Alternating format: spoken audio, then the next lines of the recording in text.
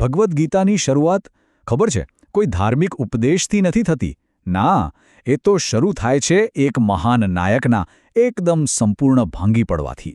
અને એટલે જ આ માત્ર યુદ્ધની વાત નથી, આ તો મનની અંદર ચાલી રહેલા સંઘર્ષની કથા છે.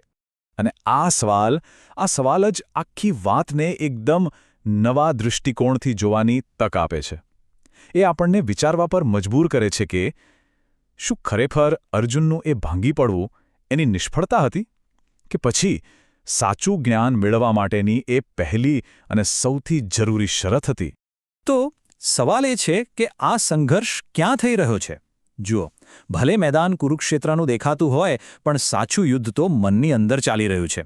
અને આ એ જ આંતરિક યુદ્ધ છે જે ક્યારેક ને ક્યારેક આપણા બધાના જીવનમાં આવતું જ હોય છે. દરેક મોટા સંઘર્ષના મૂળમાં છે ને એક નાનકડું બીજ હોય છે. તો આ મહાન યુદ્ધનું બીજ ક્યાં રોપાયું હશે? વેલ, એની શરૂઆત થાય છે અંધ રાજા ધૃતરાષ્ટ્રના ફક્ત એક સવાલથી. એક જ સવાલ જે આખા સંઘર્ષનો પાયો નાખી દે છે. યુદ્ધ હજી તો શરૂ પણ નથી થયું અને રાજાના પહેલા શબ્દોમાં એમનો પક્ષપાત સ્પષ્ટ દેખાઈ આવે છે. એ આપણા લોકો નથી કહેતા, એ શું કહે છે? મારા લોકો. બસ આ એક શબ્દ, મારા, આ એક શબ્દ જ બતાવી દે છે કે એમના મનમાં પાંડવો માટે કોઈ સ્થાન જ નથી. અને આ જ ભેદભાવ, એ જ તો યુદ્ધનું સાચું કારણ છે. તો આ ધૃતરાષ્ટ્ર તત્વ છે શું? ચાલો એને સમજીએ. એ ખરેખર આપણા બધાની અંદર રહેલું એક એવું પાસું છે જે સત્યને જોવા જ નથી માંગતું.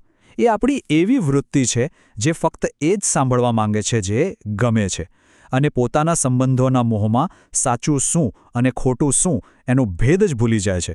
અને જુઓ, રાજાનું આ અંધત્વ ખાલી શારીરિક નહોતું, એ તો 3 સ્તર પર હતું. એક, શારીરિક, એ યુદ્ધ જોઈ નહોતા શકતા. બીજું, બૌદ્ધિક, કારણ કે એ પોતાના પુત્રોના મોહમાં એટલા ફસાયેલા હતા કે કશું વિચારી જ નહોતા શકતા. અને ત્રીજું, આધ્યાત્મિક, કારણ કે એમને સત્ય અને અસત્ય વચ્ચેનો ફરક જ નહોતો દેખાતો. આ ત્રણેય વસ્તુઓએ મળીને એમને એક નેતા તરીકે સાવ અસમર્થ બનાવી દીધા હતા. હવે પિતાના આ અંધ પક્ષપાતની સીધી અસર કોના પર પડે? એમના પુત્ર દુર્યોધન પર. અને એટલે જ દુર્યોધનના કાર્યો જ્યારે આપણે જોઈએ ત્યારે એ કોઈ આત્મવિશ્વાસુ નેતા જેવા નથી લાગતા. એ તો એક એવી વ્યક્તિ જેવા છે જે અંદરથી ખૂબ જ ડરેલી છે. અહીંયા એક બહુ મોટો વિરોધાભાસ જોવા મળે છે. જુઓ, દુર્યોધન પાસે પાંડવો કરતાં ઘણી મોટી સેના છે, છતાં એનામાં આત્મવિશ્વાસનો છાંટોય નથી. કેમ? કારણ કે એ અંદરથી જાણે છે કે તે અધર્મના પક્ષે લડી રહ્યો છે. અને આ જ વાત સાબિત કરે છે કે સાચી શક્તિ સૈનિકોની સંખ્યામાં નથી હોતી, એ તો સત્યમાં હોય છે. દુર્યોધનની દરેક ક્રિયા પાછળ એનો ડર છુપાયેલો છે. જેમ કે એ પોતાના ગુરુ દ્રોણ પાસે જાય તો છે, પણ એના મનમાં એમની વફાદારી પર શંકા છે. એ દુશ્મનની શક્તિઓ ગણાવે છે, પણ હકીકતમાં તો એ પોતાનો જ જુસ્સો વધારવાની કોશિશ કરી રહ્યો છે. ટૂંકમાં એનો બધો આત્મવિશ્વાસ એ માત્ર એક દેખાડો છે, બીજું કંઈ નહીં. દુર્યોધનનું યુદ્ધ પહેલાંનું ભાષણ છે ને, એ જાણે કોઈ કોચની પેપટોક જેવું છે. એને ખબર છે કે ગુરુ દ્રોણ અર્જુનને કેટલો પ્રેમ કરે છે. એટલે એ એમની વફાદારી મેળવવા માટે એક સાયકોલોજીકલ ગેમ રમે છે. અને એની આ ચાલાકી એ જ એની ઊંડી અસુરક્ષા બતાવે છે. અને પછી એક ક્ષણ આવે છે. શબ્દો બંધ થાય છે અને યુદ્ધનો નાદ ગુંજે છે. શંખ ફૂંકાય છે અને યુદ્ધની ઘોષણા થાય છે. સૌથી પહેલા કૌરવોનો શંખનાદ સંભળાય છે. પણ એ અવાજમાં કોઈ સૂર નથી. એ તો એક કોલાહલ છે, માત્ર અરાજકતા અને પશુબળનો ઘોંઘાટ, જાણે એમની અંદરની અશાંતિ અને અધર્મ જ બહાર આવી રહ્યો હોય. પણ એ ઘોંઘાટની વચ્ચે એકદમ શાંતિથી એક દિવ્ય રથ પર શ્રી કૃષ્ણ અને અર્જુન પ્રવેશ કરે છે. સફેદ ઘોડાઓથી ખેંચાતો એમનો ભવ્ય રથ આવતાની સાથે જ આખા દ્રશ્યને બદલી નાખે છે. અને પછી પાંડવોનો શંખનાદ ગૂંજે છે, અને એ અવાજ કૌરવોના કોલાહલથી એકદમ અલગ છે. એમનો ધ્વનિ શક્તિશાળી છે, દિવ્ય છે. એ જાણે કે ધર્મનો અવાજ છે. એવો અવાજ જે સ્વર્ગ અને પૃથ્વી પર ગૂંજી ઉઠે છે અને દુશ્મનોના હૃદયને ચીરી નાખે છે. યુદ્ધનો અવાજ ભલે બહાર ગુંજી રહ્યો હોય, પણ હવે આપણે કથાના કેન્દ્રમાં જઈશું, આપણા નાયક અર્જુનના મનની અંદર, જ્યાં એ એક એવી ક્ષણનો સામનો કરવા જઈ રહ્યો છે જે બધું બદલી નાખશે. જરા આ ક્ષણે અર્જુનને જુઓ.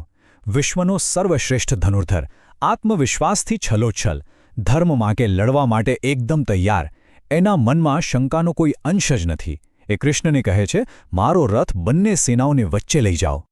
પણ જેવી એની નજર સામે ઊભેલા પોતાના જ સ્વજનો પર પડે છે, દાદા, ગુરુઓ, કાકા, ભાઈઓ, બસ બધું જ બદલાઈ જાય છે.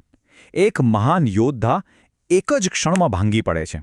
એનું શરીર ધ્રુજવા લાગે છે, મોં સુકાઈ જાય છે, રૂંવાડા ઊભા થઈ જાય છે, અને એના હાથમાંથી એનું શક્તિશાળી ગાંડીવ ધનુષ્ય સરી પડે છે. પણ એક મિનિટ, આને નબળાઈ સમજવાની ભૂલ ન કરતા. આ નબળાઈ નથી, આ એક બહુ જ ગહન આધ્યાત્મિક ક્ષણ છે, જેને આત્માની અંધારી રાત્રિ કહી શકાય. અહંકારનું સંપૂર્ણ વિસર્જન, જેથી કૃપા અને જ્ઞાન માટે જગ્યા બની શકે. કારણ કે જ્યાં સુધી અહંકારનો ઘડો ખાલી ન થાય ત્યાં સુધી એમાં જ્ઞાનનું અમૃત કેવી રીતે ભરાય? આને સમજવા માટે એક સરસ ઉદાહરણ છે. જે પતંગિયાને એના કોશેટામાંથી બહાર નીકળવામાં મદદ કરવામાં આવે ને, એ એટલું નબળું હોય છે કે ઉડી જ નથી શકતું. એનો સંઘર્ષ જ એને શક્તિ આપે છે. બસ એ જ રીતે અર્જુનનો આ સંઘર્ષ, એનું આ ભાંગી પડવું, એ એના અંતિમ પરિવર્તન માટે ખૂબ જ જરૂરી છે. તો આજના આ વિશ્લેષણને આપણે અહીં જ એક સવાલ સાથે વિરામ આપીએ. આ સવાલ જ ગીતાના બાકીના જ્ઞાન માટેનો મંચ તૈયાર કરે છે કે જ્યારે કોઈ નાયક આ રીતે સંપૂર્ણપણે ભાંગી પડે છે ત્યારે કયું નવું સત્ય બહાર આવી શકે છે.